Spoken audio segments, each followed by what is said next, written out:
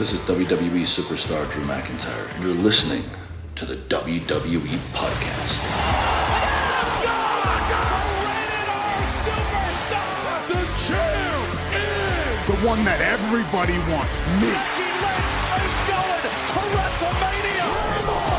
Claymore! Austin 316 says I just whipped your ass. This is my iron. You're gonna acknowledge me. All right, everybody, guys and girls, welcome back to another edition of the SmackDown Review right here on the WWE Podcast. As always, I'm your host, Michael Ritter. You can find me on Twitter at Michael5Ritter, and as you know, on Instagram at MichaelRitter5. Also the host of the Football Function Podcast, which is coming up very shortly. Football season is right around the corner, and I promise you, you're going to want to tune in to what we got going on in the Football Function Podcast. It's pretty entertaining, and just a little bit of a wrestling twist to it. Here on the past two episodes, I've actually put a wrestling song at the end of the episode, just kind of as the show goes off the air, as we close our recording session. Just kind of have a little song. Like the first week I had Undertaker, The Rollin' by Limp Bizkit version, and then I had Edge last week, the Never Gonna Stop Me version. So both their old school songs, not their current songs that they have, or at least their most recent. But I just like to have a little bit of wrestling twist on there, as you guys know. I mean, you can't just keep wrestling out of your life completely, no matter what you're doing. There's always going to be references. I mean, I go to NFL games all the time, like you guys know, and I can't tell you how many times I've heard Triple H's theme song played in the speakers, Stone Cold's song, just to kind of hype up the crowd. So they know what they're doing. So definitely tune into the Football Function if you are a football fan. But that's not why we're here today. We're here to talk about SmackDown, the SmackDown that aired on August 27th, 2021 from Little Rock, Arkansas. I've actually been to Little Rock a few times, but only on my way to Atlanta, and it's just part of the route. It's one of the few stops that you make. It's like a big city. I mean, there's a lot of big cities that you make on that route. First, you stop in Oklahoma City, then Memphis, Tennessee, Little Rock, Arkansas, Jackson, Mississippi too before that. That might not be the right order, but yeah, Jackson, Little Rock, Birmingham, and then you get to Atlanta. But Little Rock, I'm usually always asleep because I'm I'll drive from my hometown, Emerald, Texas, to Oklahoma City. That's about a 3.5 hour drive. Me and my roommate will switch off, and then for whatever reason, I sleep for like 8 hours, and then I wake up in Birmingham, Alabama, which is actually pretty crazy. But no more of that. We do not need to go any further with the off-topic stuff, because you guys know I'll get distracted a little bit here, but we're here to talk about SmackDown, and this SmackDown was a pretty good one. I actually enjoyed it. I felt like some storylines were the ones that are continuing, such as Bianca Belair and Becky Lynch, that kind of started at SummerSlam. We got a little bit of an explanation from Becky Lynch, and then Finn Balor, that's another one that's kind of continuing. He definitely made an appearance here on SmackDown, as well as some other things that happened. We get a new version of Baron Corbin, maybe, or should I say Happy Corbin now. So that's definitely a good thing that happened on this episode, just because now we get another version. You know, eventually probably that sad version of Baron Corbin, although he actually was starting to include his social media more, which was making it a lot more entertaining and a lot more interesting. I think that he might have switched at the right time, because nobody had a chance to get stale on that, you know? Like now everybody has good memories, or at least fond memories of that version of him, and now we get this new version, which seems like it's going to be pretty entertaining too, just given the segment that he had in the show with Big E. But we'll get to some big ticket items here first. So I guess while we're on it, let's talk about Roman Reigns, Paul Heyman, the Usos, all that stuff. Well, the show kind of, at least this specific program, the first time it was featured in the show was with Paul Heyman backstage talking to Kayla Braxton. And she immediately asks him, hey, Paul Heyman returned at SummerSlam. I think the elephant in the room, the question that everybody wants to know, where do you stand in all this? And he almost seems offended that she even asks. And he says, I stand where I always stand, right by my tribal chief, Roman Reigns. And he basically tries to get her to, go away. And he tries to go in the locker room. Well, the locker room's locked, to everybody's surprise. And he can't get in. Well, it goes to commercial break. It comes back. He still can't get in, but the Usos come out. And this is where it gets interesting, because they immediately show that they're not so sure about Heyman's role in all this Brock Lesnar stuff. They definitely think that he knew about it. I mean, you can tell right away. They actually accuse him of knowing. they say, come on, you knew that Brock Lesnar was going to show up. You sent us backstage before the match. You told us not to be at ringside with Roman Reigns. Paul Heyman says that was actually Roman Reigns' call, not his. I guess we'll take it at face value, take Paul Heyman's word for it. But he wants to be very clear that he is not. He swore on everything holy that he had no idea that Brock Lesnar was going to show up. So, despite the, I'm trying to think of the word to say. I mean, despite being hesitant, like the Usos being hesitant with trusting him, eventually Roman Reigns shows up and he does let him go inside the locker room. But he asked Paul Heyman, hey, why are you standing outside the locker room? Like, what the hell's going on? And then you could just tell that Paul Heyman's kind of acting weird. And this is good stuff. I love this. I love that this is the angle that they're taking, that they're actually going to play into Paul Heyman having history with Brock Lesnar. And they're going to make it seem like the Usos are skeptical, but Roman Reigns trusts Paul Heyman 100%. And I'm excited to see what happens. I mean, it sucks that it's going to be a Crown Jewel. I've never actually gotten to watch a Crown Jewel pay-per-view because it's like at 2:30 in the afternoon or 10 o'clock in the morning. I'm at work. If they did it on a Sunday or something like that, if I'm not mistaken, it's been like on a Friday, maybe even on a Thursday one time. I mean, am I wrong there in thinking that? Because I feel like if it was on a Sunday, no matter what time it was, I would watch it. But I've missed every single Crown Jewel or every single Saudi Arabia pay-per-view, the Greatest Royal Rumble. I have not gotten to see one. Of course, I've gone back and I've watched some of it. I mean, I'm not just completely blind to it, but it's not something that I necessarily make an appointment to watch, So I'm not really concerned with that pay-per-view as a whole. But if you're going to have a match like Roman Reigns and Brock Lesnar on it, I mean, you're going to make time to watch that. So, I mean, I'm definitely going to have to see what I can do to watch Crown Jewel. But, I mean, it's kind of a weird place to have a match of this type of caliber. I would definitely try to save this for one of the big four pay-per-views or at least a B pay-per-view. Saudi Arabia, I feel like, is just a glorified house show. I mean, I've never really been high on these on these events. I mean, the women have only had one match there in the history, so it's really only guys there. I'm just not really a fan of the Saudi Arabia shows. But we didn't get any Brock Lesnar sighting, so he was not here on SmackDown. But on a typical Brock Lesnar program, whenever he's not there, normally the entire situation is like at a standstill. Maybe we might get a promo from Roman Reigns addressing Brock Lesnar, saying, everybody comes back to acknowledge me at some point, kind of what he put on Twitter, maybe get a little bit from Paul Heyman. I like that they're throwing in Finn Balor, though. I like that they're kind of getting us somewhere. Like, I know it's kind of like a stepping stone. It has a bit of that feeling. But when it's somebody like Finn Balor and he can put on a 5-star match in his sleep, you're going to get some good content here. So I'm all for Finn, and it's just another reason why SmackDown is so good. No matter what you think about WWE, SmackDown is a show that can hang with any show here in professional wrestling, and that's just honestly what I think. But this is why SmackDown is so good, because they're not just going to, make you tread water here until Brock Lesnar makes his, once a month appearance on SmackDown or whatever it's going to be. They're throwing in Finn Balor. No, we're going to give you a good program here to get you to Extreme Rules. But speaking of Extreme Rules, whenever Finn Balor came out and he said, I was going to challenge you for a match at our next pay-per-view, Extreme Rules, but I mean, I really don't trust anybody, because Edge even cuts a promo saying that he's turning his attention back to the Universal Championship. And obviously Brock Lesnar being in the picture. Finn Balor wasn't going to wait. He said, no, I'm not going to wait till Extreme Rules and have somebody jump in front of me again. I'm going to challenge you next week for the Universal Championship. And he throws the mic at Roman Reigns and attacks him, so he really doesn't even give him that long of a chance to answer.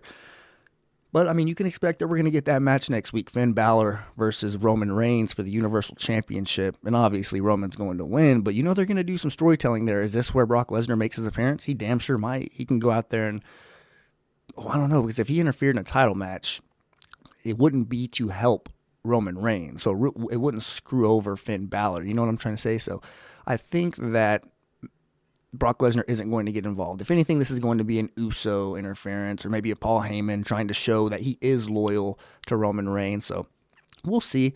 Definitely something to keep you tuned in next week to SmackDown, because, I mean, you guys know I'm not a fan of the championship matches being on free TV and being on SmackDown, but we're going to get a Universal Championship match most likely next week. So, I mean, it is what it is. I guess enjoy it. If you're a fan of Finn Balor, if you're a fan of Roman Reigns, and you're going to see a pretty good match, I expect, and it's definitely going to be the main event of SmackDown, so we already know what is in store for next week. But let's continue on here with something that happened this week.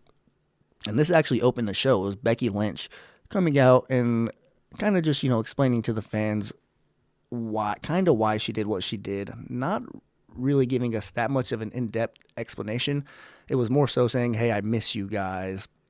And, I was very deadly before I had to relinquish my championship. And she explained how giving up her championship it was more than just, giving up the Raw Women's Championship. She felt like it was giving up her identity and who she was. And as you can expect, there's some uncomfortability with all that, when you're used to being a certain someone, and especially her, she was at the height of her career when that happened. Maybe not as hot as the run up to WrestleMania, but she was still on the mountaintop whenever she relinquished her championship. So you could expect why, or you can understand why she would feel that way. But what she was trying to say is that if you thought I was extremely dangerous then, you have no idea what I'm capable of now that I'm not only fighting for myself in reference to the family that she has now. So I believe it. I feel like this is like a second win for Becky Lynch. I think that she went and had her kid. She had, according to her, a year and a half off. So she is ready. She's ready for another run. I feel like this is going to be another good Becky Lynch run. Clearly a heel. I'm not sure if we got the official quote-unquote turn, But whenever she was being challenged by all the women who eventually come out in this opening segment, she really only gives one short answer in a response, and it's a response that certainly a heel would make. After mentioning that she beat Bianca Belair in 26 seconds, at SummerSlam, you eventually hear Bianca Belair's music, and she comes out to stand up for herself. She really doesn't make very many excuses. She takes ownership for losing the match, despite it being, like I said, in 26 seconds, so she's embarrassed about it. She doesn't feel good about it. And she says, hey, I accepted your on-the-spot last-minute challenge at SummerSlam, so why don't you give me a championship match tonight right here? The crowd at Little Rock pops. It looks like Becky Lynch is considering it. And then Zelina Vega comes out. Zelina Vega comes out and then says, hey, no, the match is with me. And she begins to mention, and this is a big part for me, she mentions that she had the promised opportunity, or at least she starts to. She says, I was promised a championship match. Just go back and listen. Right whenever Carmella's music hits, Zelina Vega is starting to say that, hey, whenever Sasha Banks was still in the picture, I was promised a match immediately after this feud ended. I know Sasha Banks didn't lose the match. That's not my problem. I was promised this match next, so I'm not going to get jumped just because Becky Lynch comes back. That's pretty much the angle she was going to take. But Carmella comes out, and this is just, in terms of all the women, because even Liv Morgan comes out, and Kevin Owens was putting her over, by the way, said, hey, listen to that crowd. Sounds pretty positive for Liv Morgan. It's almost like they want to see her, right? That's kind of how I feel, too. Obviously, the WWE Universe likes Liv Morgan. I feel like she's definitely, her best days are certainly ahead of her. What is she, only like 25 years old? Extremely young. She definitely has a bright future in WWE, and I'm sorry, casual wrestling fan, but she is not going anywhere. But so she comes out anyway. My whole point in saying all this is that Carmella is the one out of all four of these women that came out to try to challenge Becky Lynch. Carmella is the least relevant. The only leg she stands on is how hot she is. And in my personal opinion, she is not the hottest woman. She wasn't even the hottest woman that was even in the ring during the segment. I know that's completely irrelevant, but if that's what you're going to tell me, like if, let's say Dolph Ziggler, his whole gimmick was, hey, I'm ripped, I'm shredded, I'm the biggest guy in terms of muscles in WWE, and he was trying to say that while Bobby Lashley was in the ring, I would call him out and say, no, you're not the buffest guy in WWE. That dude's actually standing in the ring. So that's kind of where I'm going with that whole thing. Definitely not why I watch wrestling. Carmella is just, I don't know. I feel like she needs to find a new catchphrase or something like that, because I feel like whenever she came back and she was kind of feuding with Sasha Banks during the whole Reginald era, she showed improvement in the ring, and I thought they were going to do something with that, but since she's come back, the whole vignettes, it's 100% been about her looks. So that's it. Like that's the thing. Her and Eva Marie are literally cut from the same cloth. You might as well put them on the WrestleMania pre-show, bra and panties match, or whatever type of Divas era, Ruthless Aggression era match you're going to try to put, because it seems like you're going in that direction here with these two. So I'm going to leave that right there. But we do, because Becky Lynch just says, Nah, because Bianca tries to say, hey, screw these girls. They're not even in this. This is between me and you. So what are we going to do here? Let's have this match. Becky says, nah, not tonight. She leaves. We get an elimination fatal 4-way match. I thought it was just a normal fatal 4-way. So when Bianca hit the KOD to Zelina to make the first elimination, I thought that the match was over right there. And then whenever they kept going, I was like, oh, I guess this is an elimination match. So after that, Liv Morgan eliminates Carmella, only to lose to the kiss of death by Bianca Belair. So Bianca does earn her rematch for her championship that she lost this past Saturday at SummerSlam. But one thing I did write down here about this entire segment, whenever Bianca Belair first came out, she was doing her normal entrance, just step for step, as if it was choreographed, as if she was still the champion. I mean, she just lost it, and we've seen this happen in the past. You know, Kofi Kingston loses his championship. The next week, he's coming out throwing pancakes. It's exactly pretty much what Bianca did. She was coming out, she was doing her little skip, jumping on the apron, smacking herself on the butt. You know, she was doing her normal thing that she does. And it just rubbed me the wrong way because how high I am on Bianca. I mean, literally almost a year ago, I started doing this podcast in October. Late October, I remember basically jumping out and saying, hey, I'm calling it right now. Bianca Belair is going to win the Royal Rumble. And I wasn't sure if it was legitimately going to happen because she was an up-and-coming star. That's not usually the direction that WWE goes, or at least here recently. That's not what they do. It's usually established stars who win the Royal Rumble. And they gave it to Bianca Belair, and I thought that was something that, you know, was extremely special. Her build-up to a WrestleMania match was incredible. And she loses like this. And it's embarrassing for SmackDown because it's really the only thing that I feel like you can say that's extremely negative about SmackDown. And what sucks is it really wasn't even supposed to happen. Like, Becky Lynch came back, and she's not a SmackDown superstar. You know, Becky Lynch was a Raw superstar whenever she left. I damn sure didn't expect her to come back to SmackDown. SmackDown didn't need her. I mean, as much as a talented superstar as she is, as over as she is with all the crowd, and of course, you want Becky Lynch on your roster. That's not what I'm trying to say. What I'm trying to say is Raw needed her. Raw is the brand that needs the star power, that needs a shot in the arm, that could have used a Brock Lesnar and a Becky Lynch coming back to your show. If you bring back Brock Lesnar and have him feud with Bobby, and then you bring Becky Lynch back and have her feud with Charlotte, given that Charlotte has a little bit of a Roman Reigns thing going on herself, where she's at a place she's never been before in terms of her character and just her delivery and the way the fans view her, it's different. She's shed a layer and she's becoming a new version of herself, despite not really changing much, you know, about her gear and stuff. You can tell that just Charlotte, the person, is in a different place in her life. And I think that's starting to translate to Charlotte, the character in the WWE. And it's obvious. And I'm happy for her. She is the champion. And I feel like Becky Lynch feuding with her and then Brock feuding with Bobby, man, that would have made Raw Monday Night Raw. You know what I'm saying? Like the Raw that we all remember from our childhood and stuff like that, whenever it really was the A show. So, I don't know, but I mean, they both came to SmackDown, so that's what we're going to get. Despite not seeing Brock Lesnar, it's clear that this is going to be a SmackDown program, and Michael Cole said himself on the Pat McAfee show that they both came back to SmackDown. That's the only person I needed to hear say it to believe that they are definitely on the SmackDown roster. I mean, Becky Lynch, pretty obvious, SmackDown Women's Champion. She's not going to show up on Raw, but Brock Lesnar was the one that I was very surprised. So I don't really want to see any type of cross-brand stuff going with these two. I want to see them stay true to their show. I would have felt the exact same way if they went to Raw. Stay over there. So, I mean, that's what I really want. And speaking of all that, Naomi comes back. And she just says, hey, I'm the newest member of SmackDown again. And she kind of has a little moment with Sonia Deville where she's basically saying, like, hey, show me my next match. You know, I'm ready for, you know, to prove myself. And despite, I mean, everybody on SmackDown knows who Naomi is. You know, she's been on SmackDown. I'm pretty sure she was on the original SmackDown Live roster when the brand split made its return back in 2016. So I was a little bit surprised there that she was trying to make it seem like almost that she was an NXT call-up, you know, someone like Doudrop. But I might have just read that wrong or just got a different view on that. But either way, Sonya Deville didn't seem to give her that much of a warm welcome. She was like, well, to be honest, I didn't even know you were coming over to SmackDown. Nobody really okayed that with me. Like, I mean, are you trying to say you don't want her on SmackDown? I don't really understand the reason why you're upset here.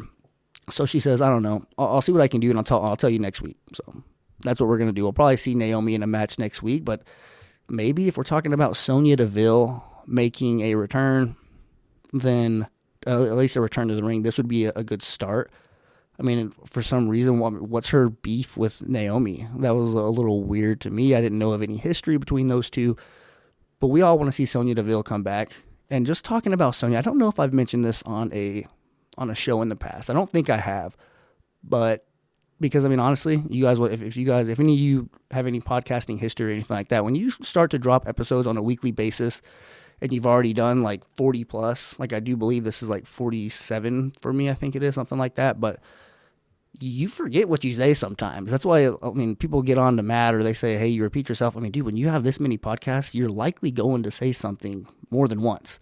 So I don't know if I've said this before or not, but it's about Sonya Deville and where I think her character really took a hit. And it might not even be like breaking news or anything like that. People might feel the same way. But I feel like Ronda Rousey coming to the WWE is the worst thing that happened to Sonya Deville's character. And I'm not saying that there's any type of like connection between those two, like off air or anything like that, because we've seen them like on Total Divas or something like that. If I'm not mistaken, we've seen them actually connect or communicate off air. So that's really not what I'm trying to say. What I'm trying to say is like her character being like an MMA fighter. Whenever you see somebody like Ronda Rousey show up, it just basically diminishes all that. I mean, it does, at least your credibility.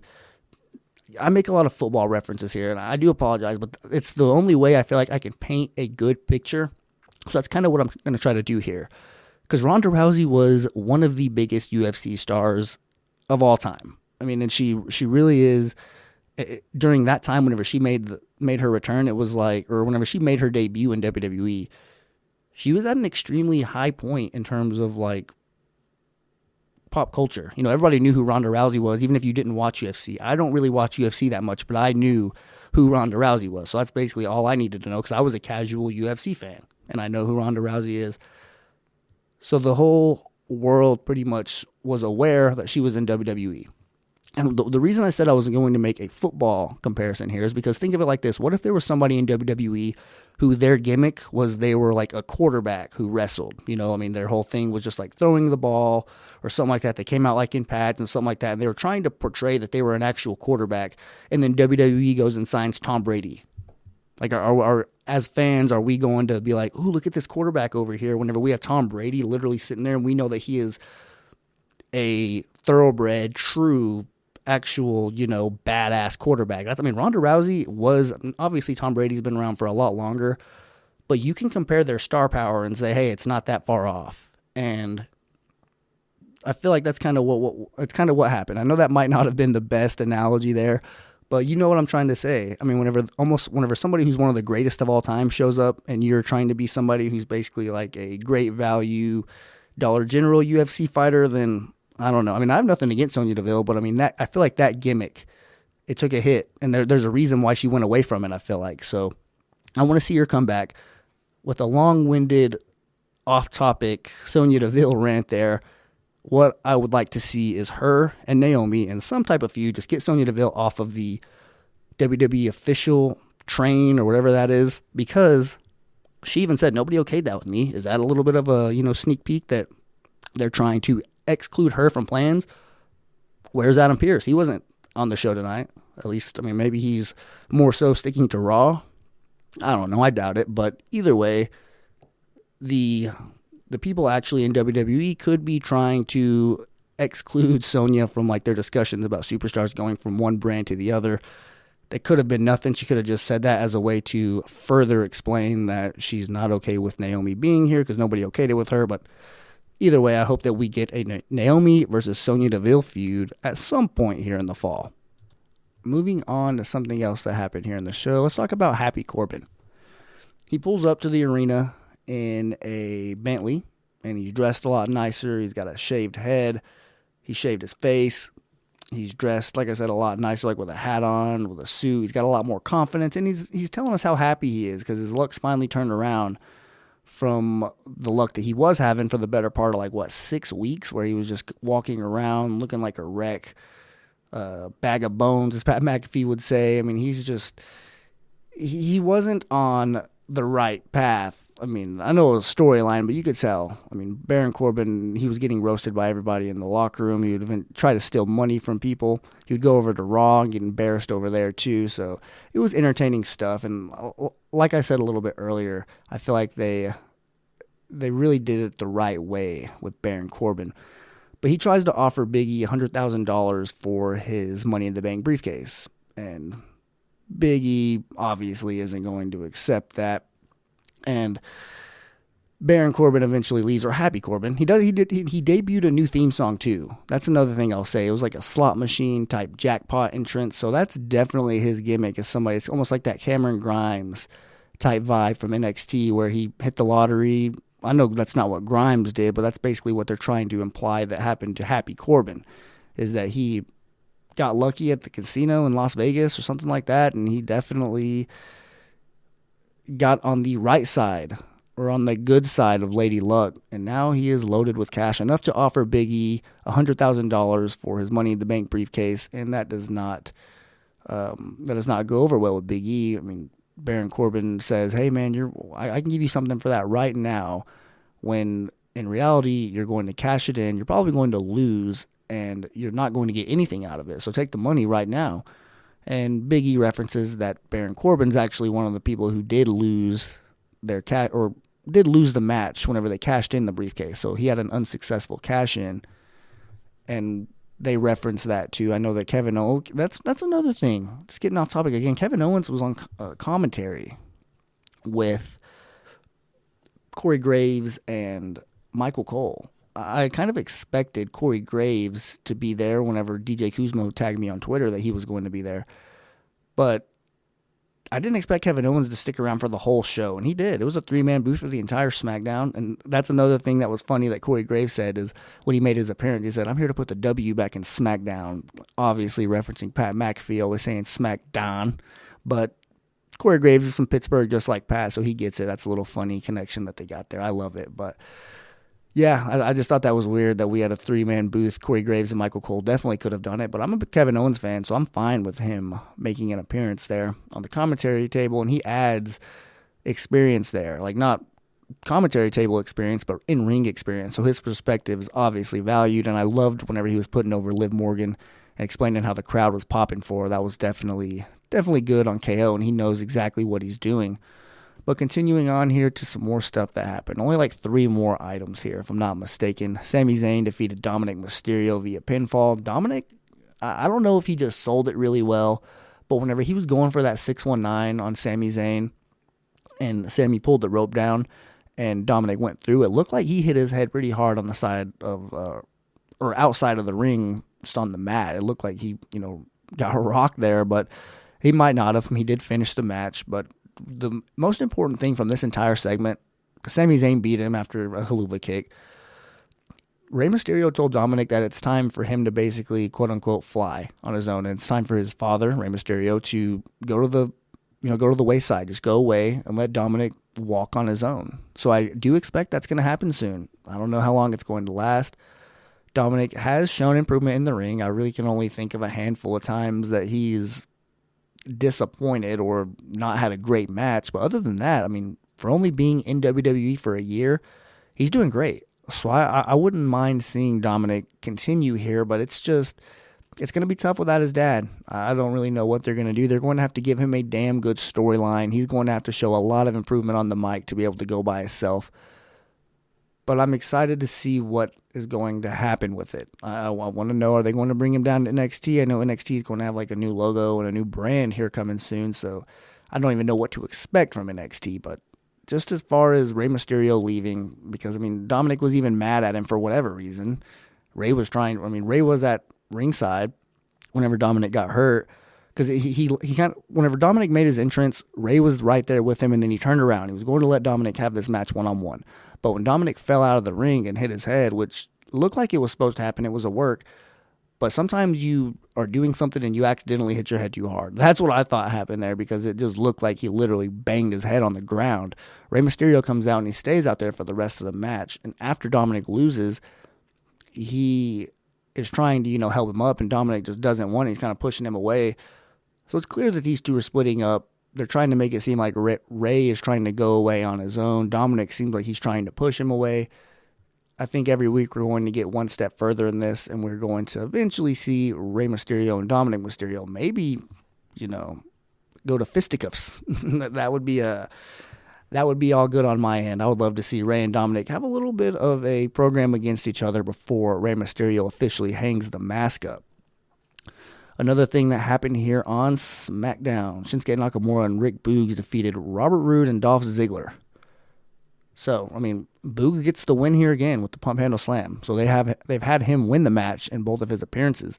I like it. I want to see Rick Boogs continue to, show up in the ring. He's, in terms of muscular, he's huge. He's completely jacked. So I would love to see him continue on here. I don't know what they're going to do. As far as him and Shinsuke Nakamura's alliance, eventually that's probably going to run its course. It's still good right now. Their whole electric guitar thing. I love the electric guitar. I love music in general, so I would love to see that to continue. But we'll see what happens. Pat McAfee loves it too. And me being a Pat McAfee guy, it's entertaining whenever he goes out there and they're standing on the table just jamming out. I love Shinsuke Nakamura's entrance. So if I was there, I would probably be doing the same thing with him. Just saying. So the last thing that I'm going to talk about here, and we'll kind of end on this note, is Cesaro defeats Chad Gable. Well, it wasn't like a real win. It was a disqualification because Otis interfered whenever Cesaro put Chad Gable in the swing. But I will say, I kind of called this matchup. If you guys remember, I was talking about, but the only thing I didn't get right was I thought that the Intercontinental Championship was going to be involved. I called a while back whenever Cesaro looked like he was feuding with Apollo Crews that he was going to win that Intercontinental Championship. It ended up being Shinsuke, but I thought that it might be Cesaro. And he didn't win, but I thought that Cesaro was going to win that Intercontinental Championship, and then Otis was going to come challenging him. It looks like we might get Otis versus Cesaro now that he interfered, caused the disqualification. He's the bigger star in the Alpha Academy, so you want him to go one-on-one with Cesaro. I just thought that was, one of those random things that I kind of saw from a mile away, Otis versus Cesaro. I just thought that maybe it was going to be for a championship because Otis he's on his way. I'll tell you that. Whether it's the SmackDown Tag Team Championships or the Intercontinental Championship, maybe he goes over to Raw, pushes Damian Priest for that United States Championship. I think that Otis is going to have some championship gold on his shoulder soon. I would say around his waist, but I don't know if that's going to work out there. So I think that maybe right there over his shoulder, he's going to have a championship soon, and I'm all for it. I would love to see Otis rock some championship gold because I'm an Otis fan. Since he cut his hair and all this stuff, he seems a lot more legit, a lot more credible. His character just seems a lot more believable rather than somebody that's just, acting like a doofus the whole time. So I'm all for this stuff. Give me Otis versus Cesaro going forward, but we do have a lot of good stuff going forward. We got Finn Balor versus Roman Reigns, Becky Lynch returning, her and Bianca Belair are going to have an actual match. Hopefully that'll be a lot better than their 26-second outing that they had at SummerSlam. Obviously, just the entire Bloodline stuff. It is very good. SmackDown is something that every week I'm going to tune in, obviously, not just because I cover the show, but because I love it. I didn't watch all of Raw this week, and that's the first time that that's happened in a very long time. And, a lot of it had to do with time. I tweeted a little bit earlier, or last night anyways. I've been watching The Office. I started watching The Office for the first time this summer. I'm on season 6 right now. And if you've seen The Office, that probably, when you get to season 6, you are in. You are extremely invested, and that's exactly what I am right now. I love that show.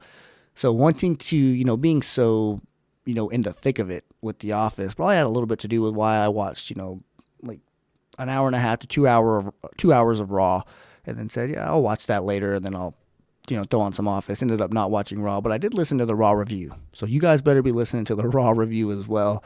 Also, check out the mailbag episode, highs and lows, A&W review, NXT review, WWE rivalries, weekend review. Let's see, what else we got going on here? The what ifs, the nostalgia. I did see a new show that dropped, New School versus Old School, Mimi Burris and Michael Gross. You guys know how I feel about Michael Gross. He is an absolute gem on this show, so definitely check that out. They're providing some damn good content, as do all the other co-hosts here on the show. There's a damn good team here. I'm privileged to be a small part of it, and I'm glad that I get to cover SmackDown. I do feel a little bit lucky because SmackDown is kicking ass right now. SmackDown can compete with any show, I promise. just the way they do things, the way they book. SmackDown was good even back in the day, and I feel like WWE right now, they're the poster child, I guess. If WWE wants to show their best commentary team, look over to SmackDown. Some of their top stars, it's over there on SmackDown. So I am definitely privileged to be here, and I thank you guys for tuning in every week. If you're a new listener, hope you will tune in every week. Hope that you enjoy the stuff that we got going on here. Like I just said, it's a good team, so this is your one-stop shop for all of your pro wrestling action, not just WWE. We got you covered on AEW as well, so definitely check out all the episodes that we have going on here.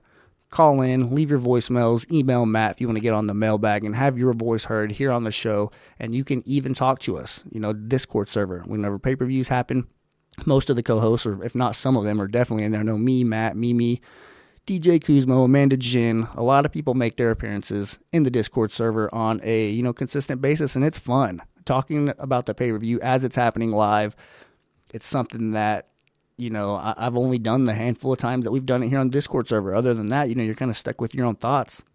Maybe get on Twitter and tweet them, but it's nice being in a little bit of a chat room there as the pay-per-view is going on. So I guess with all that being said, shout out to all of you guys for listening. Shout out to everybody that contributes to the mailbag and just keeps this thing going on a weekly basis. We're getting into the fall here. As you guys know, I'm a huge football fan, so I'm looking forward to that. But also some of the content that we're going to have going on in wrestling. The fall's an underrated time of wrestling when you're just talking about between SummerSlam to Survivor Series, and then we kind of end the fall, get into winter whenever we get to the Royal Rumble. So do not sleep on the, autumn to fall, early winter time period of the WWE calendar. But once again, guys, thank you so much for listening. I hope all of you have a great rest of your weekend. Hope you all have a great week until I talk to you, which will be next week. So walk passionately in the direction of your dreams, and I'll talk to you soon.